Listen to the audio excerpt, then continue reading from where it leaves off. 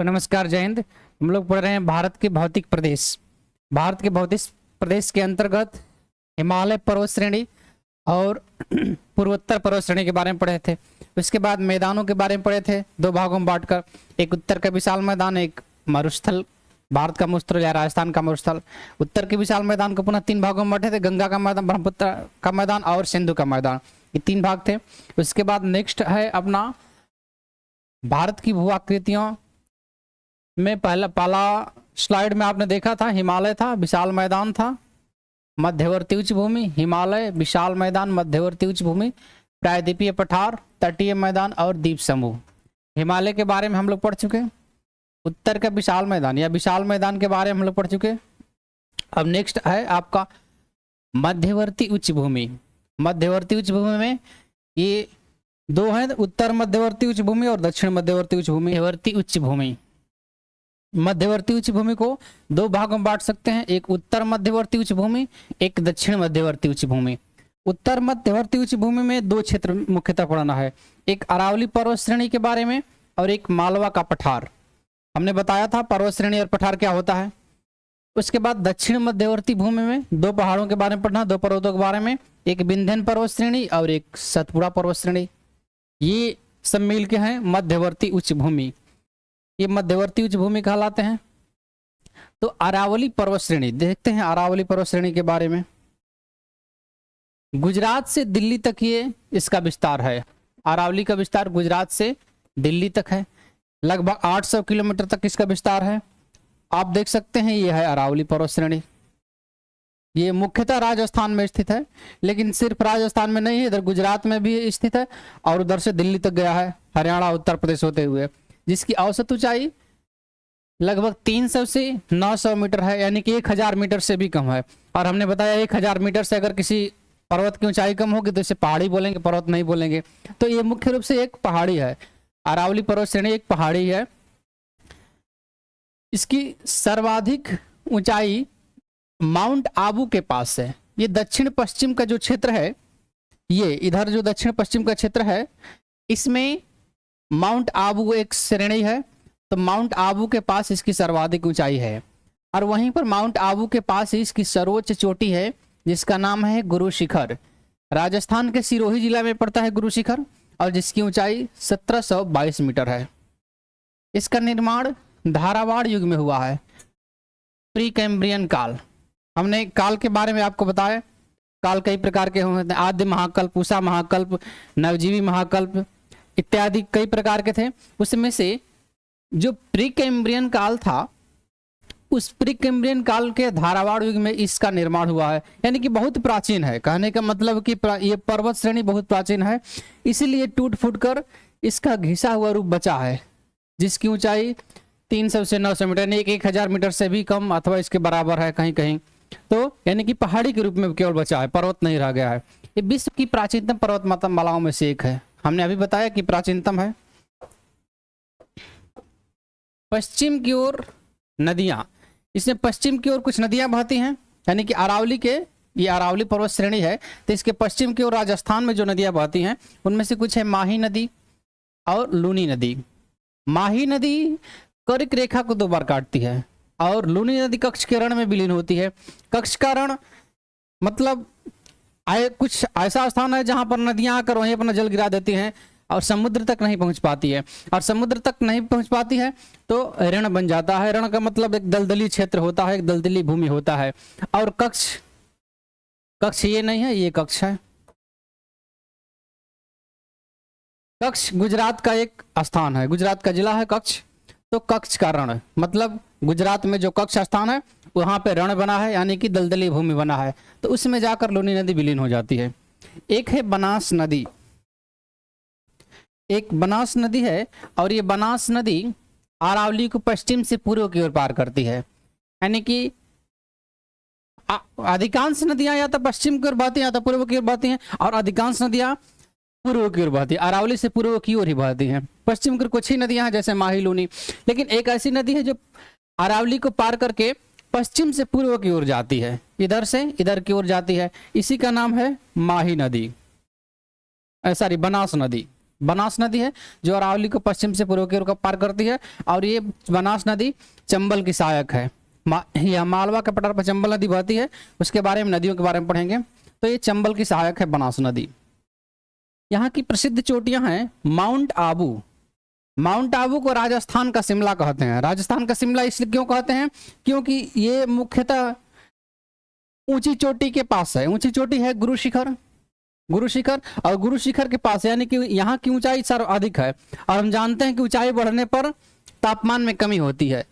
वायुमंडल में ऊंचाई पर जैसे जैसे ऊंचाई पर जाएंगे तापमान में कमी हो जाएगी। और जब राजस्थान में वैसे तापमान अधिक है, जब राजस्थान में तापमान अधिक है और ऊंचाई पर जाए तो तापमान में कमी हो जाएगी।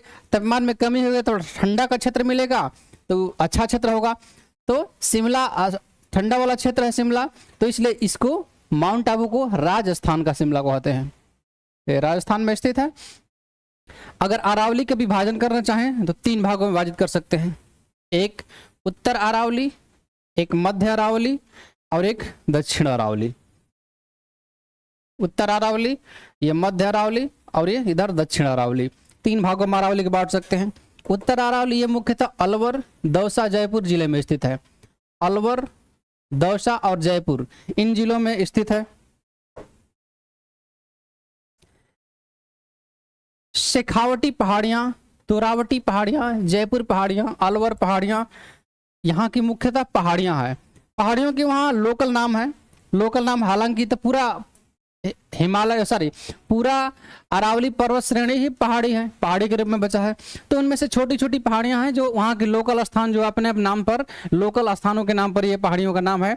तो शेखावटी पहाड़ियां, तोरावटी पहाड़ियां, जयपुरी पहाड़ियां, अलवर पहाड़ियां, इनके नाम आप याद कर लेंगे। किस में पड़ती है? उत्तरी अरावली में पड़ती है।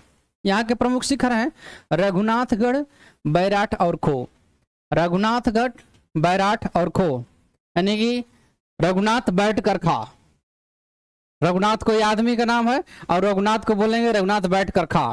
तो रघुनाथगढ़, बैराठ और खो, इस प्रकार से याद कर सकते हैं शिखर को। मध्य अरावली, मध्य अरावली ये मुख्यतः अजमेर जिले में स्थित है। अजमेर जिला में स्थित है मध्य अरावली। इस क्षेत्र में समतल सपाट घाटियां पाई जाती है, क्योंकि इधर से आएंगे जैसे जैसे पश्चिम से जैसे जैसे उत्तर से दक्षिण की ओर आएंगे अरावली की चौड़ाई कुछ बढ़ती है। तो जब कहीं भी चौड़ाई बढ़ेगी तो घाटियां समतल सपाट क्षेत्र पाए जाएंगे पठार प्रकार के, और पर्वतों के बीच में जो समतल सपाट क्षेत्र पाए जाते हैं उन्हें ही तो घाटियां बोलते हैं। तो इसलिए इस क्षेत्र में समतल सपाट घाटियां मिलती हैं। इसमें कुछ पहाड़ियां हैं जैसे तारागढ़, नाग पहाड़ी। तारागढ़ पहाड़ी और नाग पहाड़ी ये मध्य अरावली की कुछ पहाड़ियां हैं। इसमें कुछ दर्रे भी हैं जैसे बरदर्रा, परवेरिया, शिवपुर घाट दर्रा, सूरा घाट, देबारी, ये कुछ प्रमुख दर्रे हैं। उसके बाद है दक्षिण अरावली। दक्षिण अरावली, दक्षिण अरावली ये मुख्यतः सिरोही जिला, उदयपुर जिला, राजसमंद जिला, इन जिलों में मिलता है। सिरोही, उदयपुर और राजसमंद में दक्षिण अरावली।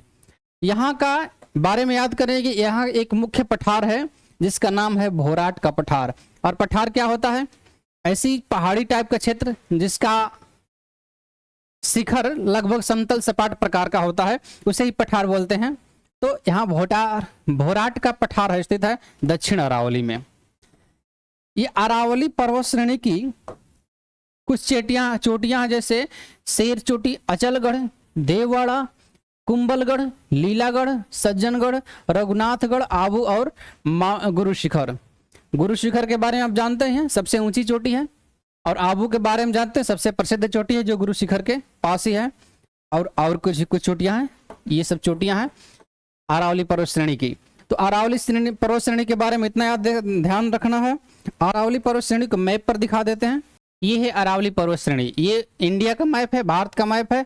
यहाँ पर हमने देखा था हिमालय पर्वत श्रेणी के बारे में, हिमालय पर्वत श्रेणी के बारे में। यहाँ पर इसी का विस्तार था, हिमालय का ही विस्तार था पूर्वांचल श्रेणी, या जिसे पूर्वोत्तर श्रेणी के बारे में हमने बताया था। उसके बाद इधर मैदानी क्षेत्र था, इधर पंजाब का मैदान, इधर गंगा का मैदान और इधर सिंधु का मैदान, ये मैदानी क्षेत्र थे। इसके बाद यहाँ है ये आप देख रहे हैं, ये राजस्थान का क्षेत्र है, यहाँ गुजरात का कुछ क्षेत्र है, उधर उधर इधर दिल्ली तक गया है, कुछ यूपी में पड़ता है, कुछ हरियाणा में भी। तो ये माउंट अरावली है, अरावली पर्वत श्रेणी। अरावली के बाद ये है पर्वत श्रेणी जो है विंध्यन पर्वत श्रेणी है, ये सतपुड़ा पर्वत श्रेणी है।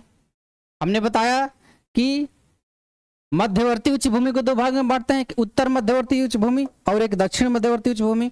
तो यहां से इधर का क्षेत्र जो है उत्तर मध्यवर्ती उच्च भूमि कहलाता है, और ये क्षेत्र दक्षिण मध्यवर्ती उच्च भूमि कहलाता है। उत्तर मध्यवर्ती उच्च भूमि में अरावली पर्वत श्रेणी पड़ता है, और क्या पड़ता है, और पड़ता है यहाँ पर पठार, मालवा का पठार, यहाँ पर मालवा का पठार पड़ेगा।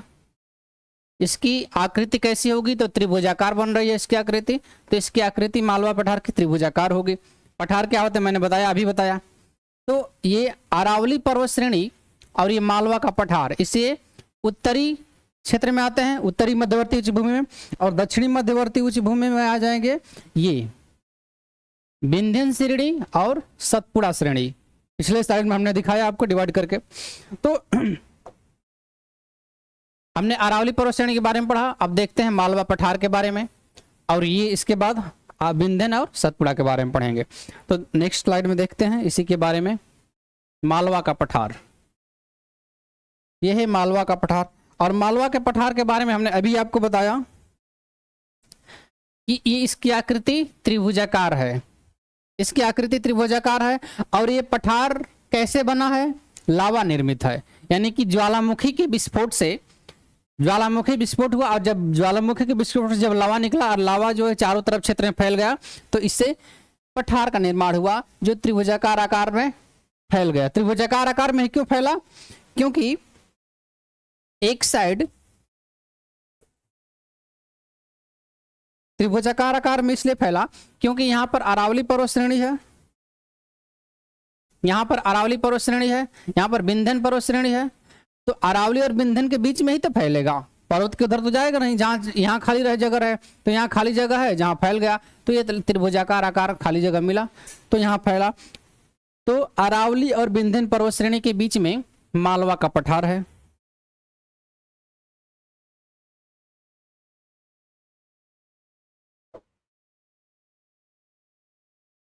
मालवा का पठार लावा निर्मित त्रिभुजाकार पठार है जो अरावली और विंध्यन पर्वत श्रेणी के बीच में है। स्थिति यहां दिया है, अरावली पर्वतमाला, विंध्यन पर्वतमाला और बुंदेलखंड क्षेत्र। ये उत्तर प्रदेश का जो मैदानी क्षेत्र है उसके दक्षिणी भाग को बुंदेलखंड क्षेत्र कहते हैं। बुंदेलखंड क्षेत्र में 7 जिले आते हैं, बुंदेलखंड क्षेत्र में उत्तर प्रदेश के, तो वो बात की बात है। तो अरावली और विंध्यन पर्वत श्रेणी के बीच में है मालवा का पठार जो लावा निर्मित है, लावा के निर्माण से, इसका लावा से निर्माण हुआ है इसका, जो त्रिभुजाकार आकार में है। और चूंकि लावा के निर्माण से निर्माण हुआ है, यानी कि ज्वालामुखी विस्फोट से लावा से बना है, तो इसलिए यहाँ पर काली मिट्टी बनती है। क्योंकि जहां भी लावा से मैदानी क्षेत्र निर्मित होता है तो लावा से जो मिट्टी बनती है लावा के पठार से, तो वो काली मिट्टी ही बनती है।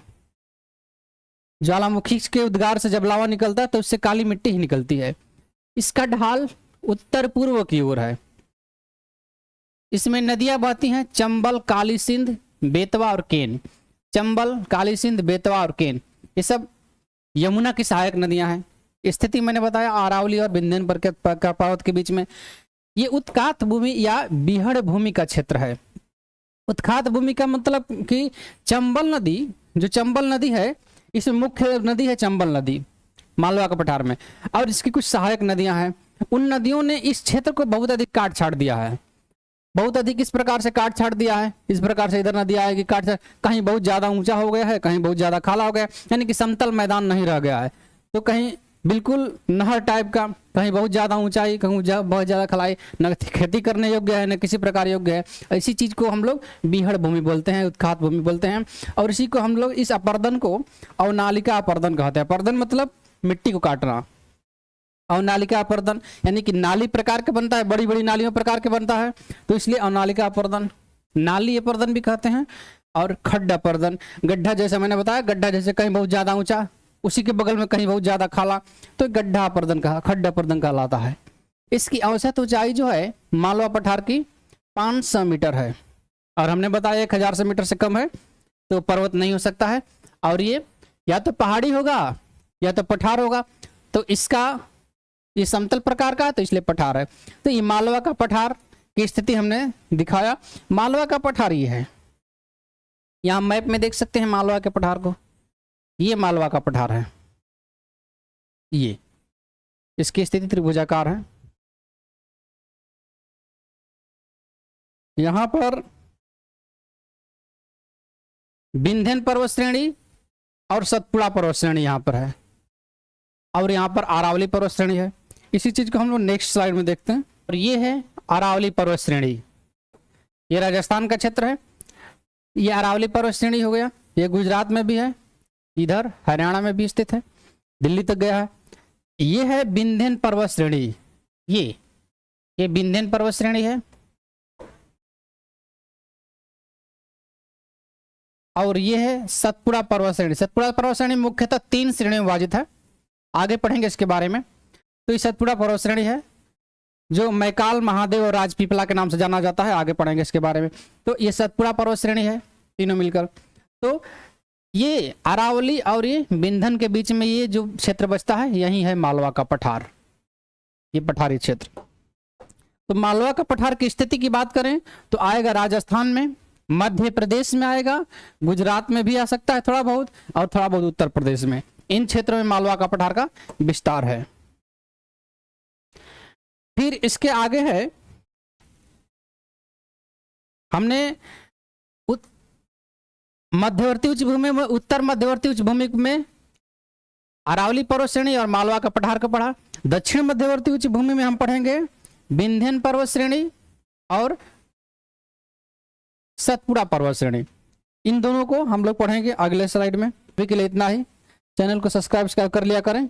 धन्यवाद।